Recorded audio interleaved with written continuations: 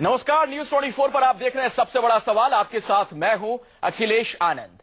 व्यापम की व्यापकता ने बीजेपी के चाल चरित्र और चेहरे पर सवाल खड़ा कर दिया है। परत दर परत घोटाले के जैसे जैसे तार खुल रहे हैं, व्यापम का काला चेहरा सामने आ रहा है। जिस तरह से नेता से लेकर नौकरशाह, पुलिस से लेकर पूरा सिस्टम व्यापम के दलदल में फंसा हुआ दिख रहा है। मध्य प्रदेश सरकार की मंशा सवालों के घेरे में है। मुख्यमंत्री शिवराज सिंह चौहान ने भले ही सीबीआई से इस मामले में जांच की सिफारिश की बात अब जाकर कही हो, लेकिन सवाल अब राजनीति में शुचिता का है, जिसकी दुहाई बीजेपी अक्सर देती रही है। सीएम की नाक के नीचे यह गड़बड़ झाला हुआ, एक के बाद एक लोग संदिग्ध हालत में काल के गाल में समाते रहे। आखिर सीएम मूक दर्शक क्यों बने रहे? इन सब के बीच शिवराज का दिल्ली आकर सुषमा स्वराज से मिलना यह सवाल भी खड़ा करता है कि क्या संकट में फंसे शिवराज दिल्ली में समर्थन तलाश रहे हैं? व्यापम घोटाले के दाग ने क्या शिवराज को मुश्किल में डाल दिया है? व्यापम घोटाले की जांच तक क्या शिवराज सिंह चौहान को इस्तीफा दे देना चाहिए? इन तमाम पहलुओं पर हम चर्चा करेंगे खास मेहमानों के साथ, लेकिन पहले आपको एक रिपोर्ट दिखाते हैं। अब ये विपक्ष के सिलसिलेवार हमलों का असर था, ये सुप्रीम कोर्ट का डर या फिर पार्टी के अंदर का दबाव? व्यापम घोटाले की जांच सीबीआई से कराने को शिवराज सिंह तैयार तो हो गए, लेकिन इसके बावजूद शिवराज सिंह की मुश्किलें थमने का नाम नहीं ले रही। अब कांग्रेस ने सीबीआई जांच के तरीके पर ही सवाल उठा दिए। कांग्रेस ने मांग की है व्यापम घोटाले की और इसमें मारे गए लोगों की अलग से सीबीआई जांच करे और शिवराज इस्तीफा दें। एक सीबीआई की इंक्वायरी व्यापम के कांड में होनी चाहिए, वो भी सुप्रीम कोर्ट से मॉनिटर होते। दूसरी चीज जो मुख्यमंत्री जी बचाने की कोशिश कर रहे हैं, ये जो 49 मौतें हुई हैं, एक सीबीआई इंक्वायरी उसके लिए अलग से होनी चाहिए। और इन मौतों का रहस्य जो आपने स्वयं अभी देखा, ये मुख्यमंत्री जांच के समय ये मुख्यमंत्री भी बने रहेंगे और जांच यही करेंगे, जबकि स्पष्ट रूप से आप लोगों ने पता किया है कि जहां जो ये तो खुलासा मैं नहीं कर रहा हूं, ये लोग आप ही लोगों ने किया है। इससे ज्यादा इन कांडों में किसी की इस तरह की हत्याएं नहीं हो रही थी जिस तरह की हत्याएं मध्य प्रदेश में हो रही हैं। क्या उनको पद पे बना रहना उचित होगा? तमाम हंगामे के बीच शिवराज सिंह आज दिल्ली पहुंचे। बहाना तो विश्व हिंदी सम्मेलन के मुद्दे पर विदेश मंत्री सुषमा से मुलाकात का था। विश्व हिंदी सम्मेलन की बैठक में भाग लेने जवाहर भवन जा रहा हूँ, उसके बाद पर विदेश मंत्री सुषमा से मुलाकात का था। विश्व हिंदी सम्मेलन की बैठक में भाग लेने जवाहर भवन जा रहा हूँ, उसके बाद मध्य प्रदेश भवन आऊंगा। ठीक है सर। गवर्नर के अगेंस्ट कुछ आप एक्शन लोगे? सर, ओपोजिशन आपका रेजिग्नेशन डिमांड कर रही है। लेकिन सवाल ये भी उठ रहे हैं कि कहीं ऐसा तो नहीं सियासी संकट में फंसे शिवराज दिल्ली में समर्थन तो नहीं तलाश रहे? उनका व्यापम से लेना देना नहीं है, उनका मृत्यु से लेना देना नहीं है। कांग्रेस के आज जो लोग बात कर रहे हैं, उन्होंने मध्य प्रदेश का बंटा ढार किया था, लेकिन इस मध्य प्रदेश को आगे बढ़ते हुए कांग्रेस देख नहीं सकती, इसलिए इस्तीफे की बात कोई पहली बार नहीं हो रही है। उनका काम मुझ पर आरोप लगाना है। मध्य प्रदेश की प्रगति और विकास उनसे सहन नहीं होता। इस बीच जबलपुर हाईकोर्ट ने भी घोटाले की सीबीआई जांच कराए जाने की अर्जी पर कोई आदेश नहीं दिया है। हाईकोर्ट ने साफ कर दिया कि इस बारे में फैसला अब सुप्रीम कोर्ट करेगा। तो दूसरी तरफ नम्रता डामोर केस की फाइल दोबारा खोलने के 24 घंटे के भीतर ही उज्जैन पुलिस के केस बंद करने के आदेश के बाद शिवराज सरकार की मुश्किलें और बढ़ गयी, क्योंकि पोस्टमार्टम करने वाले डॉक्टर शक जता चुके हैं कि नम्रता की मौत से पहले रेप की कोशिश की गई थी। हम लोगों ने पोस्टमार्टम के दौरान उसके शरीर पे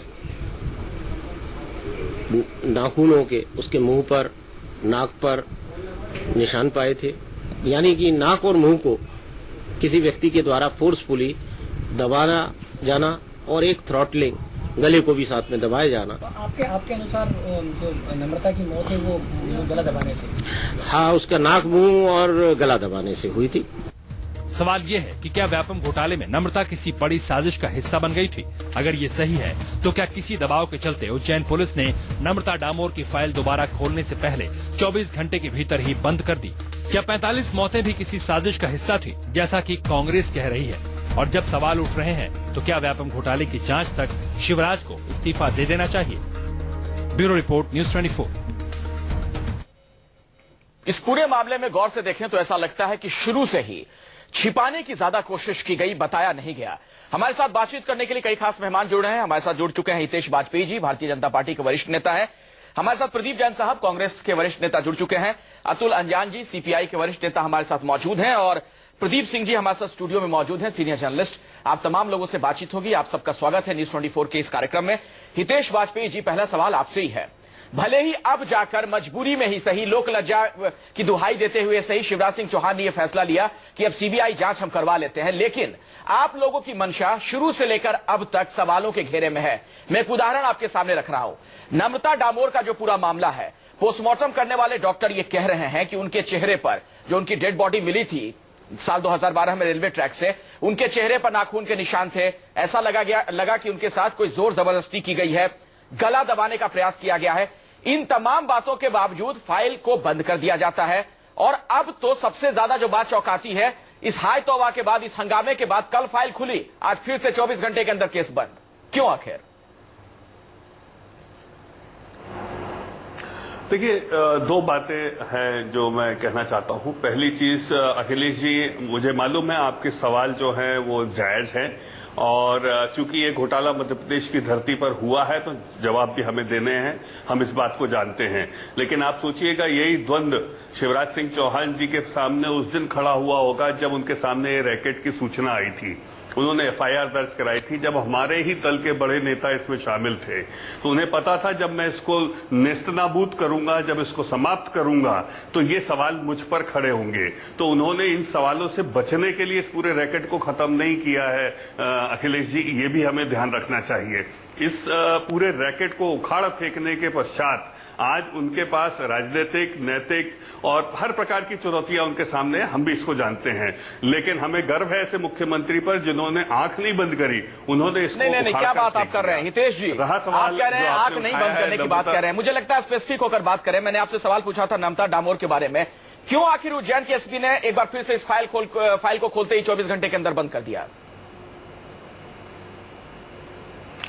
इसमें एक फैक्ट चेक है जो मैं आपके सामने रखना चाहता हूं, जो मैं जानकारी लेकर आया हूं कि जिस डॉक्टर की रिपोर्ट को आप दिखा रहे हैं उसके पश्चात यह केस रिफर हुआ है डॉक्टर बड़कुल को, जो डायरेक्टर फॉरेंसिक साइंसेज हैं स्टेट के।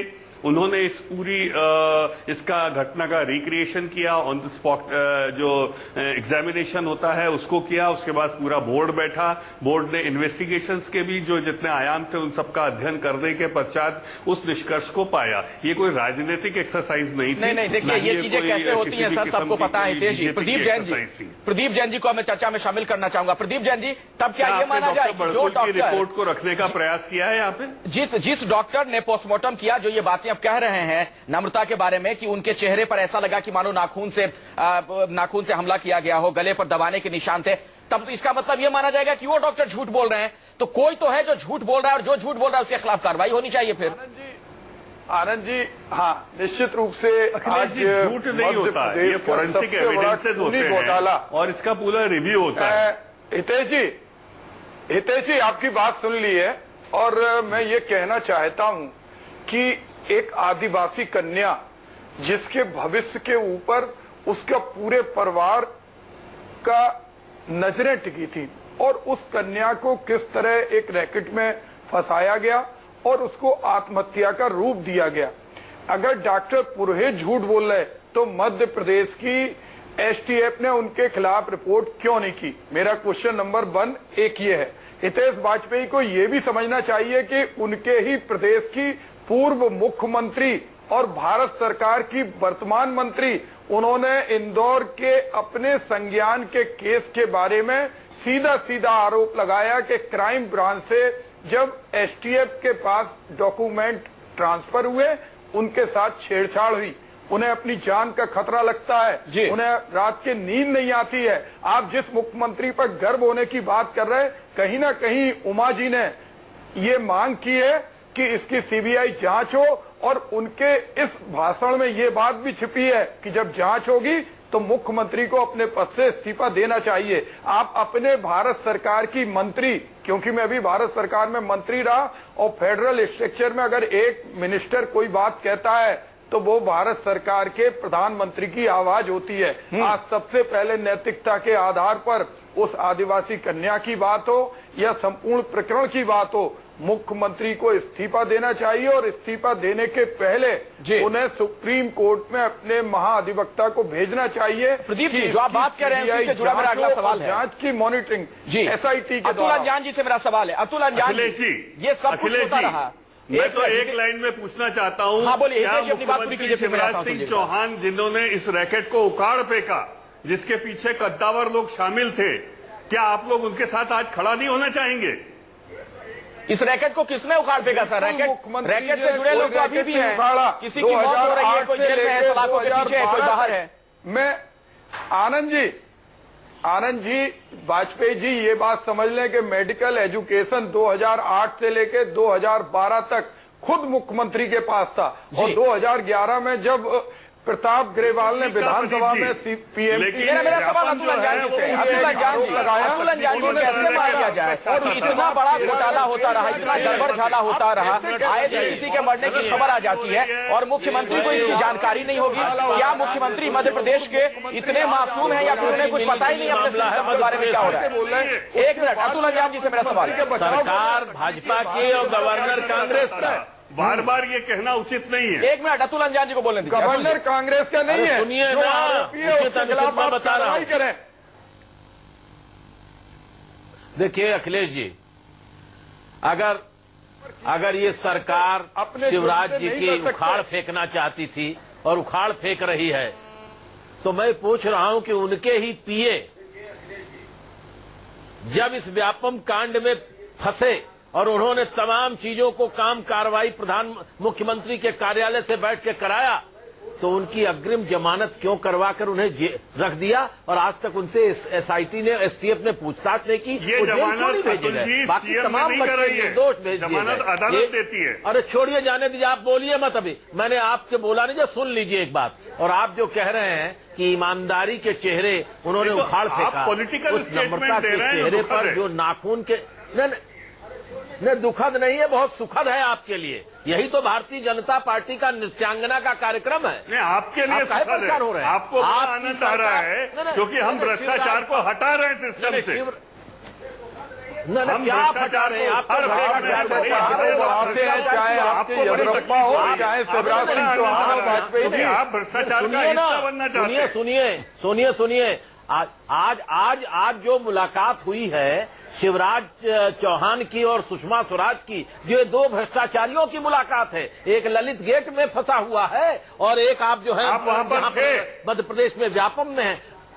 न हम थे या नहीं थे आप जानिए, लेकिन देश के सब लोग उखाड़ रहे हैं। आप राजनीतिक आरोप लगाते हैं, राजनीतिक बातें नहीं, यही सच्चाई है और हम यही सच्चाई नहीं मानते हुए खंडन करते हैं। मेरी बात सुन लीजिए, सुनने का मादा रखिए, वरना आप बोल नहीं पाएंगे। आप अगली दफा मेरी भी आप सुनिए। आप जब आप बोल रहे थे मैं सुन रहा था, जरा सुनने का ध्यान आप मुझे धमका रहे हैं क्या? अरे क्या बात कर रहे हैं आप? नोच रहे हैं पूरे प्रदेश को। नम्रता के चेहरे पर आपकी शिवराज की सरकार के नाखून लग गए और बलात्कार का प्रयास हुआ और आप उसको बचाने की कोशिश कर रहे हैं। हमने भ्रष्टाचार की बेल को बलात्कारी, पापाचारी, अत्याचारी, दुराचारी आरोपियों को बचाना चाहते हैं। एक भ्रष्ट सरकार को बचा रहे हैं आप। शिवराज जी को कमजोर करके आरोपियों को जेल में बंद है उनको बचाना चाहते हैं। सबसे ज्यादा जो बात चौंकाती है, प्रदीप जी मेरे साथ यहाँ प्रदीप जी मौजूद है, सीनियर जर्नलिस्ट हैं। अतुल अंजान जी, प्रदीप सिंह को मैं चर्चा में शामिल करना चाह रहा हूँ। प्रदीप जी, जिस केस का मैं जिक्र कर रहा था, चर्चा को हम आगे बढ़ाएं उससे पहले एक बार फिर से वापस लौटना चाहूंगा। क्यों नहीं मुख्यमंत्री का पीए जेल गया? जी नहीं, आपका सवाल जायज है अतुल जी, लेकिन मैं प्रदीप जी से सवाल पूछना चाहता हूँ यहाँ पे। मुख्यमंत्री का पीए क्यों नहीं जेल गया? एक मिनट, एक नैतिकता दिखाना चाहिए। प्रदीप जैन जी, मैं आपके पास आऊंगा। प्रदीप सिंह हमारे साथ यहाँ पर मौजूद है, सीनियर जर्नलिस्ट है, उनसे जरा मैं समझूं, राजनीति को बहुत करीब से समझते हैं, बीजेपी बीट को लंबे वक्त तक इन्होंने कवर भी किया। प्रदीप जी, जरा मुझे ये बताइए, बार बार जो चाल चरित्र और चेहरे का उदाहरण दिया जाता था भारतीय जनता पार्टी की तरफ से, जो नारा बुलंद किया जाता था, एक तो मेरा पहला सवाल यह है कि क्या आगे भी इन तमाम प्रकरण के बाद, चाहे वो सुषमा स्वराज का मामला हो या फिर वसुंधरा राजे का मामला हो, रमन सिंह का मामला सामने आया था, पंकजा मुंडे का मामला, और अब ये पूरा प्रकरण हम सबके सामने है, क्या बीजेपी फिर से वो बात कह पाएगी? और दूसरी बात यह है कि नम्रता का जो हम लोग जिक्र कर रहे हैं, नम्रता डामोर वाले मामले में, ऐसा क्या है कि फाइल को दोबारा खोलकर 24 घंटे के अंदर वो बंद कर दिया जाता है फिर से? देखिए अखिलेश जी, इस पूरे प्रकरण पर अगर आप नजर डालें तो ये बहुत भयावह और डराने वाला है। डराने वाला इस अर्थ में कि आप अगर बीजेपी के जो प्रवक्ता हैं उनकी बात को अगर मान लें कि शिवराज सिंह चौहान ने इसकी जांच कराने का फैसला किया, वो इस घोटाले को उखाड़ फेंकना चाहते थे। सवाल यह है कि हुआ कैसे? मुख्यमंत्री के रहते हुए इतना बड़ा घोटाला होता रहा, मुख्यमंत्री को कानों कान खबर नहीं लगी। अगर उनकी बात को मान लिया जाए कि उन्हें 2012 में पहली बार पता चला, एक बात। दूसरी बात आप ये देखिए कि उस घोटाले की जांच शुरू होने के बाद 45-46 लोग मारे जाते हैं और कहीं व्यवस्था में कहीं किसी को कोई कष्ट नहीं होता है। घोटाले घपले पहले भी हुए हैं सरकारों में, लेकिन इस तरह की हत्याओं का मतलब है कि जो लोग इसके पीछे हैं वो इतने ताकतवर हैं कि वो न तो, अगर मुख्यमंत्री उसमें शामिल नहीं है तो मुख्यमंत्री को कुछ समझते हैं, न कानून व्यवस्था को कुछ समझते हैं, न न्याय पालिका को वो कुछ समझते हैं। हितेश वाजपेयी जी, ये तर्क मत दीजिए बार बार कि 45 हत्याएं नहीं है, उसमें से अगर एक भी हत्या है तो सरकार के लिए शर्म की बात है। 5 मानते हैं, 10 मानते हैं आप। आखिर क्या वजह है कि 45 लोगों हैं तो हम जान गई, उनको इस मामले से जोड़ा जा रहा है। इस मामले में पुलिस, मध्य प्रदेश पुलिस का जो बर्ताव है वो बिल्कुल संदेह के घेरे में है। निश्चित रूप से उसका पूरा कंडक्ट लगता है कि वो दोषियों को पकड़ने की बजाय उनको बचाने की ज्यादा कोशिश कर रही है। बिल्कुल, और ऐसे में सवाल ये हितेश वाजपेयी जी, सवाल ये है कि गरीब आदमी अपनी गुहार लेकर किसके पास जाए? बिल्कुल, जिस मामले की जांच हाई कोर्ट की निगरानी में हो रही हो, उसमें जो लोगों को मारा जा रहा जांच का बड़ा सीधा सा मतलब होता है हितेश वाजपेयी जी, इसका मतलब आपकी सरकार का वहां पर इकबाल नहीं रह गया, भरोसा नहीं है उसमें, इसलिए जांच जो है उसको मॉनिटर कर रही है वहां पर हाई कोर्ट। मुझे जरा ये बताइए, इन तमाम परिस्थितियों के मद्देनजर क्यों शिवराज सिंह चौहान को अभी भी कुर्सी पर बने रहना चाहिए? देखिए अखिलेश जी, मैं फिर कहना चाहता हूं, he is the only man जिन्होंने एक बहुत मजबूत भूमिका निभाई है। और मैं फिर आपसे निवेदन कर रहा हूं, यदि इस देश में आप उन मुख्यमंत्रियों के साथ नहीं खड़े होंगे जो भ्रष्टाचारियों को उखाड़ के फेंकते हैं, तो आप कैसा देश चाहते हैं? आप बताइए, क्या वो अपनी आंखें बंद कर देते तो आप खुश होते? इसलिए एक भी हत्या समर्थन कर रहे हैं, हत्याओं का दौर जारी है, और हत्याएं करवाना चाहते हैं, कितने और लोगों को रक्त करना चाहते हैं, ये बताइए जी, ये बताइए, अगर कि मैं राजा रानियों से लड़के आया हूं, अगर मजबूत मुख्यमंत्री के राज में ऐसा हो रहा है तो कमजोर मुख्यमंत्री के राज में क्या होगा? एक मामले में इतना बड़ा घोटाला होता है, 45-46 लोग मारे जाते हैं, हत्या होती है उनकी, और आप कह रहे हैं कि मुख्यमंत्री बहुत मजबूत है। और मुख्यमंत्री का सिर्फ सवाल नहीं है। अतुल जी, आता हूं आपके पास, हितेश जी दोबारा आऊंगा, लेकिन प्रदीप जैन से मेरा सवाल है। प्रदीप जैन जी, सिर्फ अब मुख्यमंत्री का मसला नहीं है, अगर आरोप पत्र में सवाल सुन लीजिए, सर बारी बारी से अरब रुपए का घोटाला है। प्रदीप जैन जी से मेरा सवाल है, सिर्फ मुख्यमंत्री के इस्तीफे की बात नहीं है, अगर आरोप पत्र में आरोपी नंबर 10 गवर्नर है तो गवर्नर को फिर संवैधानिक सुरक्षा क्यों मिलनी चाहिए? हमारे बड़े भाई अतुल अंजान जी से आग्रह करूंगा, वो बहुत अच्छी बात कर रहे हैं और हमारे हितेश वाजपेयी को अपने प्रधानमंत्री का अनुसरण करना चाहिए और इन्हें मौन ले लेना चाहिए, क्योंकि आप असत्य के पक्ष में कितने भी तर्क दो, असत्य को सत्य नहीं कर सकते। के अनुसरण को प्राथमिकता देते हैं, जो घोटालों में शामिल हो जाते हैं। आप पूरी बात सुनिए, आप मौन रहिए, आपके प्रधानमंत्री जी मौन है, पूरी बीजेपी को मौन होने आ जाना चाहिए। आज भारतीय जनता पार्टी का चाल चरित्र चेहरा उजागर हुआ, आपने एक पीढ़ी के साथ खिलवाड़ किया, आपने करोड़ों युवाओं के साथ खिलवाड़ किया, आपने उनके साथ खून की होली नहीं खेली, उनका भविष्य खराब कर दिया। आपके मुख्यमंत्री 2008 से लेकर 2012 तक एजुकेशन लिए, जो अपराधी जेल में है, आप क्या करें, किसको कहाँ उखाड़ के उन्होंने फेंक दिया है? जो शिक्षा मंत्री थे जेल में सलाखों के पीछे, हर रोज नए खुलासे हो रहे हैं, किसी के मृत्यु की खबर आ जाती है। प्रदीप जैन जी, मेरा सवाल आपने सुना नहीं। प्रदीप जैन जी, सर ऐसे चर्चा नहीं है, बारी बारी से एक ये सवाल सुन लीजिए सर। भोपाल से प्रभात झा को बाहर फेंक दिया, एक बच्चा जो अपराधी जेल में है शिवराज चौहान, मनमोहन सिंह और शिवराज सिंह। प्रदीप जैन जी, मैं चाहता हूं कि चर्चा को हम आगे बढ़ाएं, आपसी तू मैं ना उलझे। मेरा सवाल यह है कि सिर्फ मुख्यमंत्री का ही इस्तीफा क्यों? अगर सूबे के राज्यपाल आरोप पत्र में, चार्जशीट में आरोपी नंबर 10 है, तो उन्हें फिर क्यों आखिर संविधान के हवाले से सुरक्षा मिले या फिर जो तमाम बातें कही जा रही हैं? आप जैसे लोग, देश के लोग खड़े नहीं होना चाहते, आपने कौन लड़ेगा फिर इससे? और आप चुप होके बैठिए। आज निश्चित रूप से हितेश जी, ये आपका राजनीतिक आरोप है। आप मेरी बात भी सुनिए। जब तक आप एक सर जनता की बात भी सुन लीजिए, मेरे भी कुछ सवाल हैं, उनका जवाब दीजिए। आपस में एक दूसरे से आप बात मत करते रहिए, मुझे ब्रेक के लिए रुकना पड़ेगा, लेकिन ब्रेक के पहले आपसे प्रदीप सिंह जी कमेंट चाहूंगा, क्योंकि राजनीतिक दल के नुमाइंदे जो इस पर बोल नहीं रहे। मैं ये कह रहा हूं, जो वहां पर राज्यपाल हैं सूबे के, राज्यपाल क्यों न इस्तीफा दें जब उनका नाम आ रहा है? सिर्फ इसलिए कि राज्यपाल है, उनको तमाम तरह की सुरक्षाएं मिल जाए। चार्जशीट में सर आरोपी नंबर 10 वो भी है। तो संवैधानिक पद होने के कारण एक सुरक्षा कवच मिला हुआ है। तो सरकार अगर मानती है, इस बात के प्रमाण है, उनका नाम एफआईआर में है, तो उनको ये सुरक्षा क्यों मिली हुई है? उनको गवर्नर पद से क्यों नहीं हटाया गया? इस सरकार के आने के बाद 13-14 महीने में इतने राज्यों के राज्यपाल हटाए गए हैं, जितने कांग्रेसी राज्यपाल तथाकथित तौर पे थे। मध्य प्रदेश के राज्यपाल कांग्रेस के क्यों नहीं हटाया केंद्र सरकार ने? क्या वजह है कि शिवराज सिंह चौहान ने मध्य प्रदेश के राज्यपाल को हटाने के लिए अपनी ही केंद्र सरकार से कभी नहीं कहा? और सबसे बड़ी बात है, बाकी सबके आरोप भूल जाइए, विरोधी हैं। उमा भारती के बयान का एक वाक्य याद कीजिए। उन्होंने कहा कि इसकी खबर जब मेरे खिलाफ एफआईआर दर्ज हुई तो मेरी भी मौत हो सकती थी। मेरी जो स्थिति थी, जो भय का वातावरण था, आखिर ये भय का वातावरण क्यों बना हुआ है? अगर मजबूत मुख्यमंत्री हैं तो उनके राज्य में ये भय का वातावरण क्यों है? इसका जवाब तो राज्य सरकार को देना पड़ेगा। बिल्कुल आऊंगा मैं हितेश जी आपके पास, एक ब्रेक के लिए हमें रुकना पड़ेगा, लेकिन इस पूरे मामले में आप लोग कितने संवेदनशील हैं इसका अंदाजा कई बयानों से लगता है, जिसका मैं बार बार जिक्र करता रहा हूं अपने इस डिबेट में। बाबूलाल गौर का बयान एक बार फिर से जरा याद कर लीजिए। उन्होंने दर्शन शास्त्र वाले अंदाज में कह दिया था कि जो इस दुनिया में आया है उसे एक दिन जाना है। सोचिए, इस तरह के बयान दिए जा रहे हैं जहां पर हर रोज लोगों की मृत्यु हो रही है संदिग्ध परिस्थिति में।